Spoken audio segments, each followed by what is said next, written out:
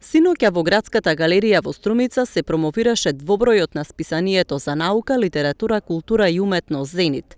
6-тиот и 7-тиот број е посветен на великанот на македонската книжевна и научна мисла Блаже Коневски, во чест на 100 годишнината од неговото раѓање. Ние, генерациите на новото време, не можеме и не смееме да го премолчиме Блаже Коневски. И додека светските лингвистички центри и УНЕСКО му оддаваат почит на великанот, во една мала Струмица, ние од Друштвото за наука, литература, култура и уметност Иван Василевски и редакцијата на списанието Зенит цела година правиме напори Струмица да биде дел на мапата на оние градови што го чествуваат великанот. Уредниците на списанието проговорија и за претходниот двоброј, посветен на Горан Стефановски, кој поради пандемијата немаше промотивен настан.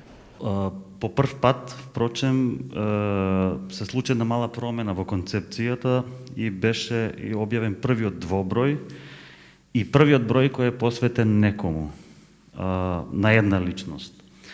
Тоа беше несомнено една од најважните личности на македонскиот драмски текст, театар и воопшто култура, Горан Стефановски, кој не така одамна не напушти.